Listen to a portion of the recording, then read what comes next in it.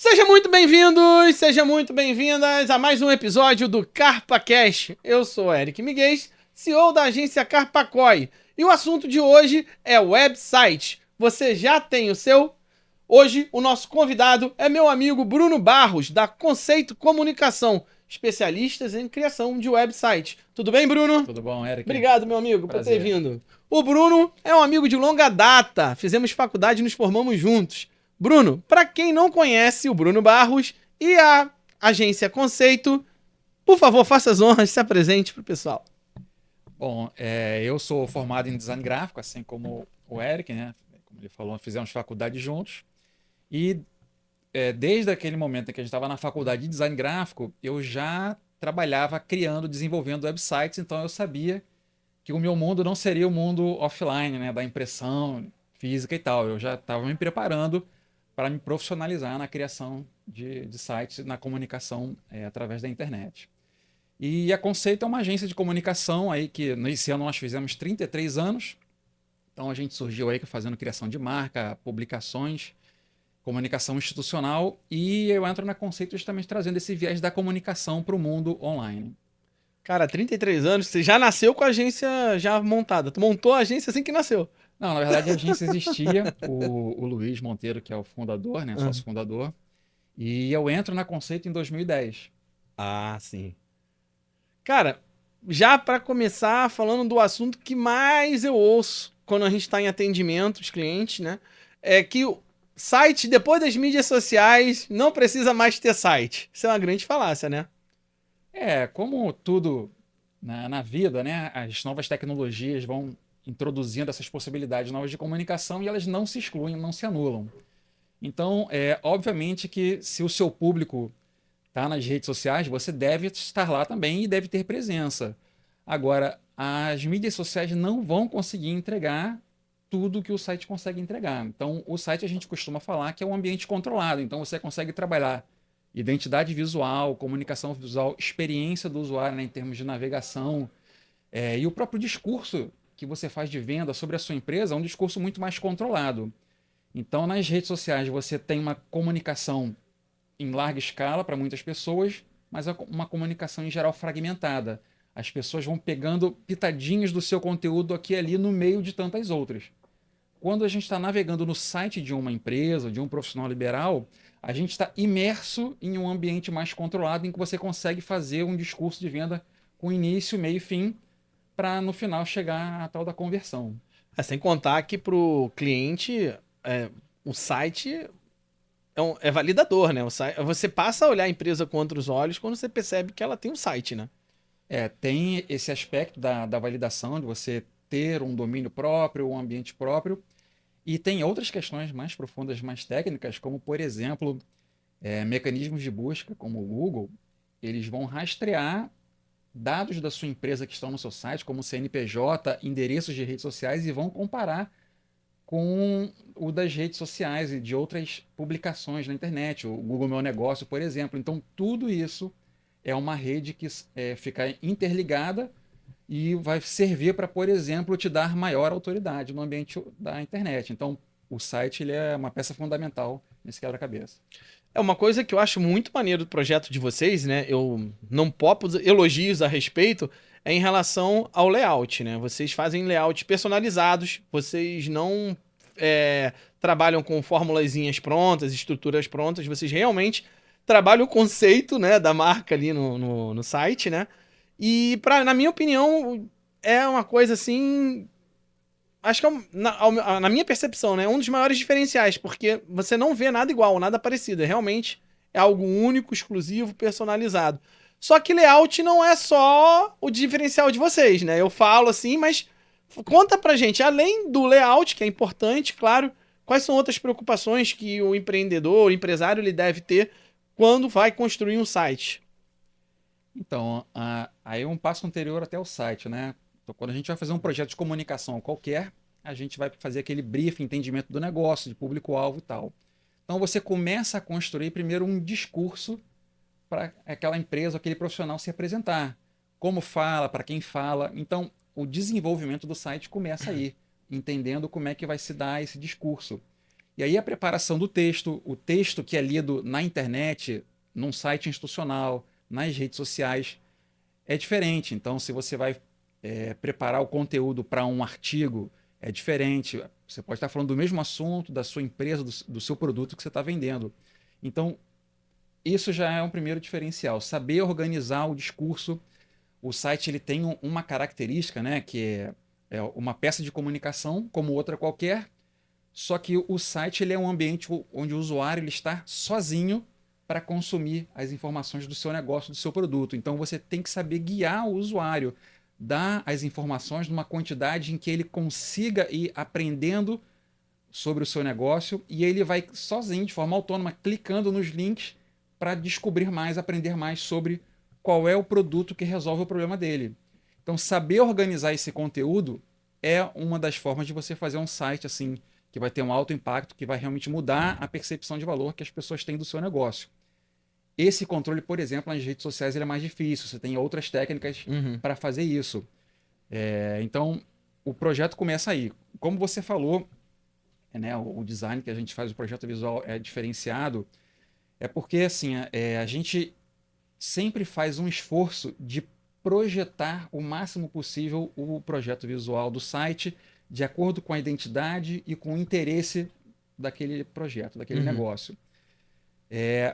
O que seria o oposto disso? Você pegar um modelo meio pronto e tentar adaptar para o seu negócio.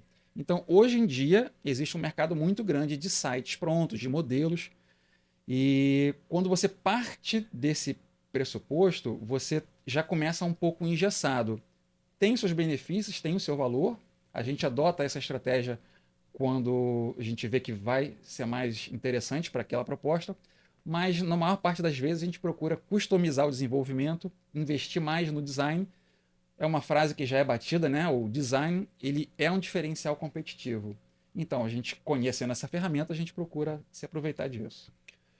Eu acho que num universo que tá todo mundo disputando, né, por atenção, ser mais um não surte o mesmo efeito, né? Então, você se diferenciar, você ter um site que seja diferente de todos os outros, eu acho que é uma vantagem competitiva considerável, né? Exatamente, exatamente. E aí, essa diferenciação vai acontecer nos pequenos detalhes que um profissional de design sabe trabalhar, arejamento, criar uma iconografia que seja mais única, que não seja algo copiado que você vê em vários lugares. Então, isso tudo são pequenos diferenciais que, no final das contas, quando a pessoa navega no site, ela se depara com um texto, com um link, um ícone, assiste uma imagem, vê um vídeo. O conjunto da experiência faz com que você transmita mais ou menos credibilidade. Tem a questão também da que você estava falando antes, mas para ilustrar um pouco melhor, da navegabilidade, de como a pessoa ela vai entrar naquele ambiente, ela vai se encontrar ali dentro. Vocês têm toda uma preocupação com isso também, certo?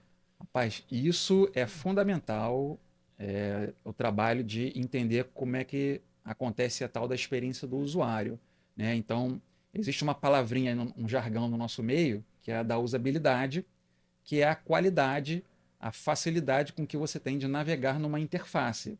Então, um site com boa usabilidade vai ser mais fácil de navegar, um site com uma usabilidade ruim vai ser mais difícil de navegar. Então, como eu falei, o usuário ele é autônomo para encontrar as informações que vão resolver o problema dele, a definição da estrutura de navegação, o nome dos itens de menu que você dá, como você dispõe os links, o contraste entre os links de ação mais importantes, menos importantes, isso tudo vai ser fundamental para que o usuário atinja o objetivo dele. Então, esse estudo, né, da forma como as pessoas usam computadores é uma cadeira antiga de várias atividades aí, várias formações ligadas à tecnologia, né, que é a experiência humano-computador.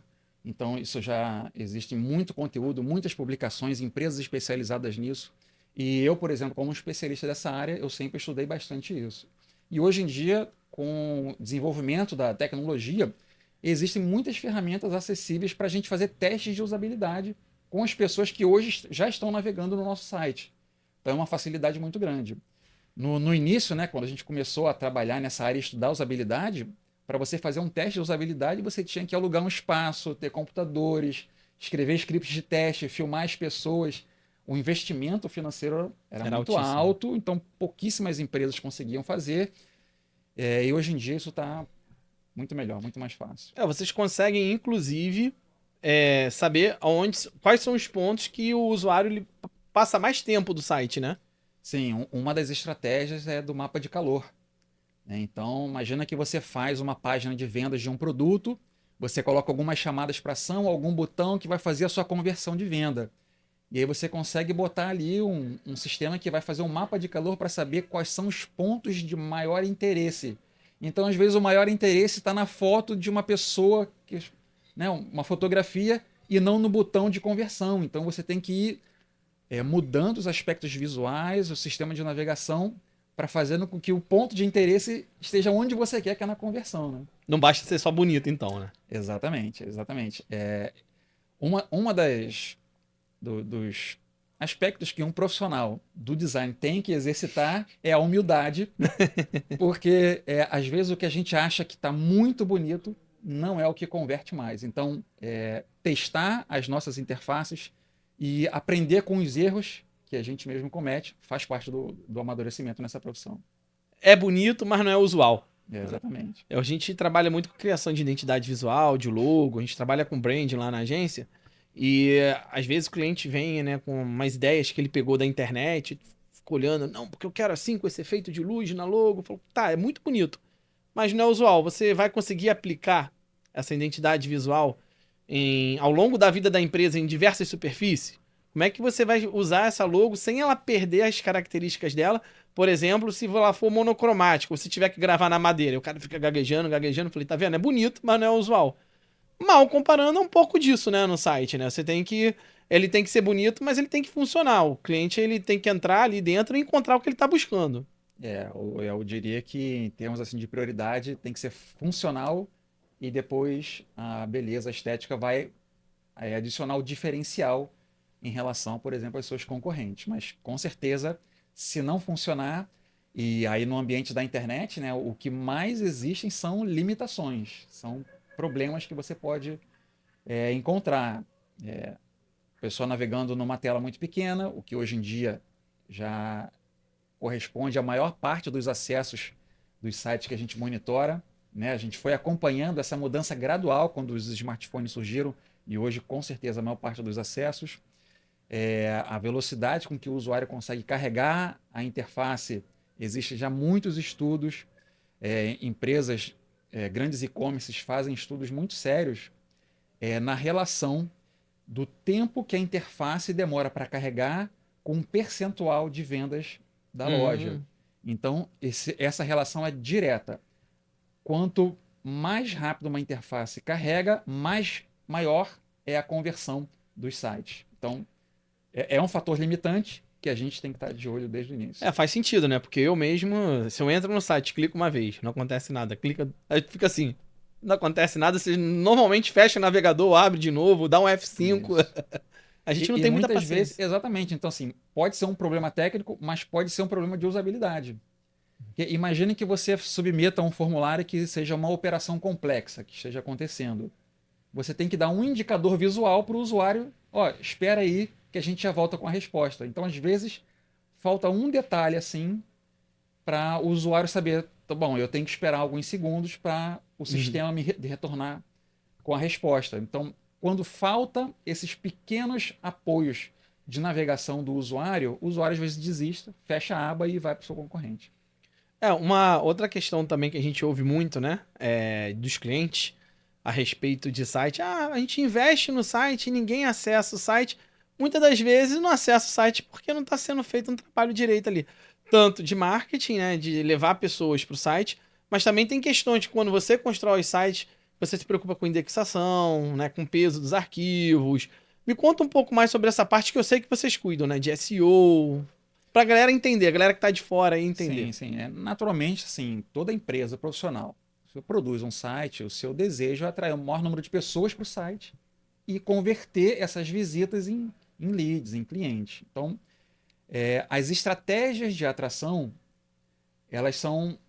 Você pode trabalhar de forma independente, mas o site, se ele não te der uma estrutura profissional boa para você trabalhar a comunicação em cima dele, você vai ter sempre dificuldade. Então, qual é a forma mais natural de você atrair visitantes para o seu site? Você produz um site, em algum momento ele vai estar indexado pelos mecanismos de busca, Uhum. Google, Bing, Yahoo e etc. Hoje, as plataformas de inteligência artificial também já estão fazendo parte do mix de origens de visitação. Então, a gente Uhum. já tem nos relatórios que está crescendo o número de visitações, de consumo de informação do site através de Da IA? inteligência. Exatamente. Bizarro, hein? Então, isso está começando a crescer também.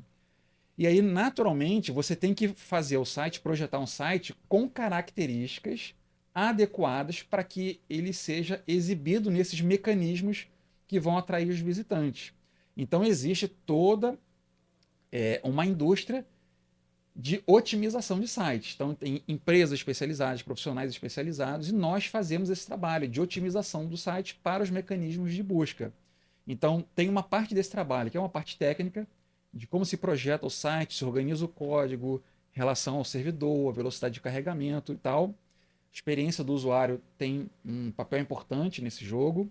E tem toda uma parte da otimização do conteúdo. Como é que você produz o conteúdo que vai estar nas páginas do site, porque isso tudo vai compor uma espécie de nota. Então, um usuário está fazendo uma pesquisa que ele quer comprar um produto que você entrega no seu site. E aí, o Google, por exemplo, ele vai encontrar 100 mil sites que têm páginas relacionadas àquela pesquisa. Qual site ele vai colocar em primeiro lugar, em segundo, em terceiro? Então, o nosso papel de otimização é de ajudar o Google a entender que para aquele usuário, para aquele contexto de busca, o meu site tem o melhor resultado, vai entregar o melhor conteúdo para responder aquela pergunta da pesquisa. Vai atender os critérios, né? Exatamente, aos critérios de busca. Então, tem toda uma série de técnicas que você trabalha na otimização do conteúdo e nas otimizações técnicas do site. Uma coisa legal nisso tudo, né, porque essa é uma disputa muito grande entre as empresas que estão se posicionando para aparecer nas buscas, é que no final das contas você tem que fazer o melhor possível para oferecer o melhor conteúdo possível para o usuário. Então, antigamente, há 20 anos atrás, 10 anos atrás, existiam as técnicas de hack para você tentar se posicionar de forma artificial. Mas, com o tempo, mecanismos de busca eles foram aprendendo a como esses hacks funcionam e foram criando mecanismos para negativar esses sites, inviabilizar essas técnicas. Foram identificando, né? Exatamente. Então, se você tentar usar técnicas para trapacear, Uhum. provavelmente você vai tomar uma punição que vai fazer com que o seu site ele perca muitas posições ou até mesmo seja banido. Então, hoje, quando a gente trabalha, existem muitas técnicas, não vale a pena citar em detalhes, se você quiser eu te cito alguma coisa, porque realmente é um universo, mas você tem que fazer um esforço para produzir o melhor conteúdo possível da forma mais rica possível. Então, texto tem um papel, obviamente, fundamental, imagem, vídeo, planilhas, documentos, tudo o que você puder fazer para dar informações sobre o seu produto, sobre o seu serviço, vai ter um Melhor. papel importante para o posicionamento. Você estava falando sobre que hoje a maioria das pessoas acessam sites por telas menores, no caso de smartphone, né? Sim. Quando a gente puxa os relatórios, a gente faz campanha no Google, chega a 90% os acessos de celular, e aí os outros 10% divide entre TV, computador e tablet. Assim, é bizarro.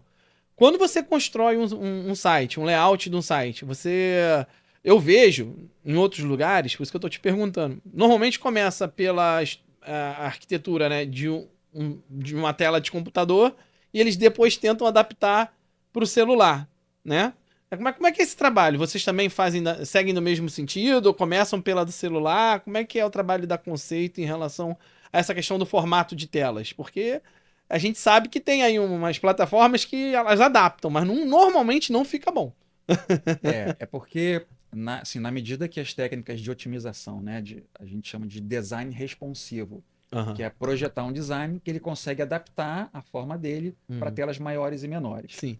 Na medida que essas técnicas foram evoluindo, as plataformas que te permitem criar sites, elas fazem uma otimização meio que padronizada. Uhum. Então, não importa o tamanho da sua marca, a proporção das imagens, você joga o conteúdo lá e ele vai empilhar para assistir, você conseguir navegar no smartphone. Mas, naturalmente, para você oferecer a melhor experiência possível, você tem que planejar a navegação no smartphone, que tem características próprias. Por exemplo, você tem um botão, que aquele botão vai te levar para uma conversão. E aí você tem, numa tela de desktop, de computador, o elemento que clica no botão é uma setinha que você está mexendo ali o mouse. A percepção de tamanho quando você está mexendo com o mouse é diferente quando você está tocando com o dedo. A área de toque do dedo, ela tem muitos pixels em relação ao ponteiro de um mouse. Fora isso, você tem diferença de tamanho de dedo, pessoas que têm dedo mais fino, mais grosso. Então, mulheres, por exemplo, que têm a unha mais comprida, ela toca Com a com a ponta da unha. parte do digital, então ela tem uma área de toque muito maior. Então, isso são questões de usabilidade numa tela pequena. Então, quando você faz o tamanho dos botões, a distância de um link para o outro, você tem que contar com essa área do dedo. Se você coloca links próximos, a pessoa tenta tocar num link e acerta o outro. Então, aí ela carrega uma página que ela não queria. Então, projetar essa interface tem essas diferenças. Por isso é que essas mudanças automáticas de plataformas Uhum. de construção de sites geralmente vão falhar nesses pequenos detalhes. Em relação ao desenvolvimento, né? Como é que eu começo a planejar? Geralmente a gente começa fazendo uma espécie de esboço, e aí a gente faz o esboço para tela grande e para tela pequena. Uhum. Esse esboço não tem cor, não tem fotos reais, é só o que a gente chama de wireframe, Uhum. para você planejar os elementos mais importantes da tela. Uma vez que você tem noção de qual é o posicionamento desses elementos mais importantes, aí a gente entra para arte finalizar e montar os detalhes. Então, geralmente a gente elege uma ou duas páginas principais, a gente faz um layout completo, tanto para a experiência de desktop quanto para a experiência do smartphone. Aí a gente aprova essas telas e começa ou a lealtar as outras páginas ou a desenvolver. Vai depender do porte do projeto. Mas geralmente a gente planeja primeiro a experiência, Uhum. tanto em tela grande quanto em tela pequena, para depois desenvolver como é que vai ser as adaptações. A gente que faz tráfego, a gente percebe muito isso. Quando a gente faz as campanhas, aí, dependendo do produto, né, tem mais de uma landing page. E aí aquela que é melhor planejada, melhor estruturada, ela tende a converter, gerar mais vendas do que as que você faz azaralho de qualquer jeito. Elas normalmente não têm uma boa performance. E isso é porque é um estudo que você faz, né, para entender aonde tem maior potencial da pessoa perceber aquela informação que é mais importante, aonde vai a pessoa, a forma que a pessoa vai navegar ali para chegar no produto e tal. Então há todo esse planejamento, há todo esse cuidado. É isso que você está dizendo. Exatamente. Imagina que você faz numa tela grande, você tem ali o seu discurso de venda e tem Uhum. um botão para comprar. Aí numa tela pequena, esse botão ele é empurrado para baixo e fica invisível na primeira visualização. Você tem que rolar a tela. Então, esses pequenos detalhes vão fazer muita diferença na conversão. Na Então, percepção se do você e não tal. planejar como é que Uhum. acontece a adaptação, para entender se o usuário ele atinge rapidamente aquele objetivo dele numa tela Aham. pequena, provavelmente você vai perder a conversão. Então não é qualquer template de site que você vê na internet que vai servir para vender aquele seu produto. Tem que ter um estudo aí, um trabalho para poder você ser mais assertivo. É por isso que muita gente fala, né? Chega assim, pô, tô fazendo toda a estratégia direitinho, faça campanha de tráfego, vai pro site e não vende. Aí o cara fica desesperado, fica fuçando o site para descobrir o que tá errado no site, né? Aí muda a foto e mexe em texto. Mas como a pessoa tá fazendo de orelhada, né? Perde-se um tempo, gasta-se uma energia e as vendas não acontecem. Muitas das vezes é porque falta um olhar de um profissional para ter esse entendimento de olhar o que está Exatamente, funcionando, o que exatamente. não está funcionando. Como eu falei aqui, esse estudo de interação humano-computador é um estudo antigo e tem muita bibliografia sobre isso. Então, a gente que trabalha com a área, nessa área, a gente já consumiu muito esse conteúdo, já errou muito e aprendeu muito com os erros. Então, a gente já tem o que a gente chama de heurísticas de usabilidade, que são aquelas regras básicas que a gente não pode falhar para oferecer uma interface mais intuitiva possível. Naturalmente, quem não tem esse estudo, essa experiência, vai cometer esses erros, né, básicos. E aí a gente vai falar também aqui um pouquinho de uma dúvida que o pessoal me pergunta muito. A gente estava falando de tráfego agora há pouco, né? Quando a gente fala de landing page e site, as pessoas não sabem a diferença. Aí pergunta assim: qual é a diferença da landing page para um site? Eu sei, mas vou deixar para ele explicar. Explica pra galera que não entende qual é a diferença da landing page e do site. Tá. Provavelmente existe mais de uma definição, né? Dependendo Aham. da experiência do profissional. Mas, assim, todo endereço acessível na internet é um site. Uhum. Dependendo do porte do site, a gente começa a dar nomes diferentes. No caso da landing page, é um site que ele tem um objetivo muito específico de vender, de oferecer um produto ou um serviço. Então, é uma página de conversão, com foco na conversão. Então, quais são características de uma landing page? Você não vai dar para o usuário um menu de navegação no topo em que ele pode saltar de uma página para outra. Uhum. Por quê?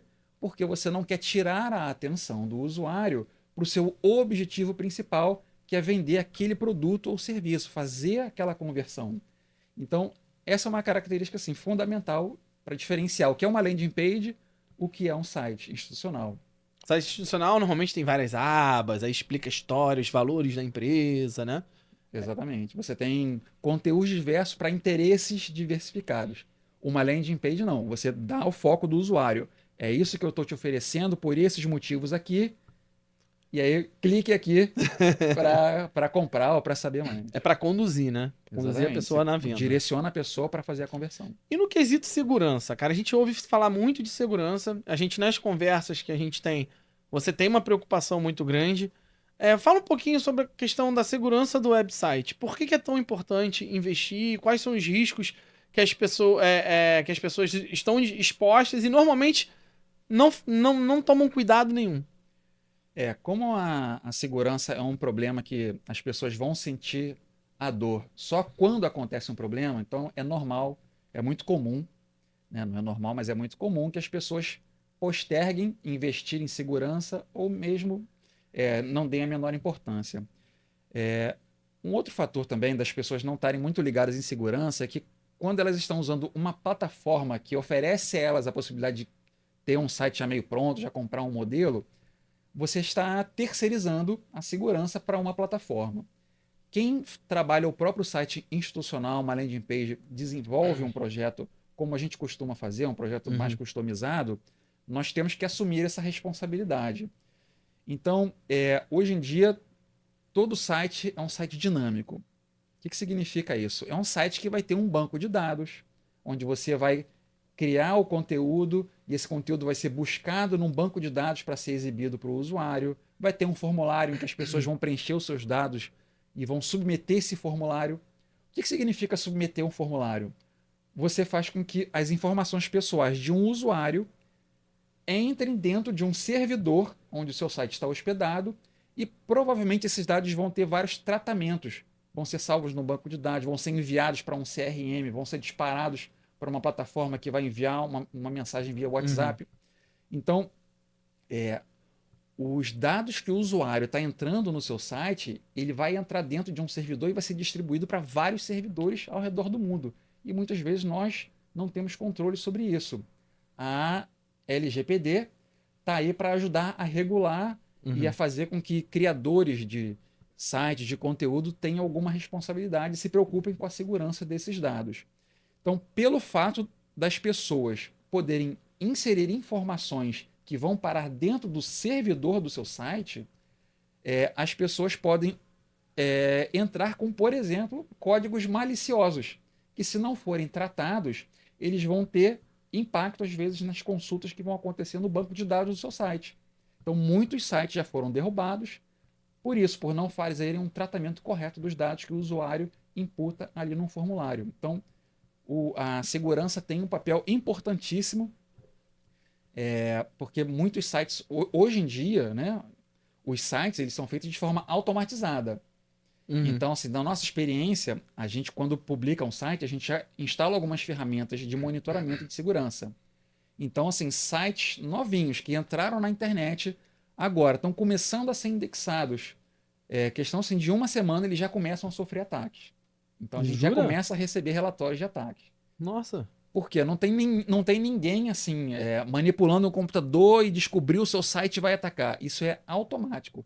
Existem robôs que ficam rastreando os sites na internet, assim como os mecanismos de busca fazem, e eles vão já tentando disparar ataques para encontrar portas de entrada nos sites.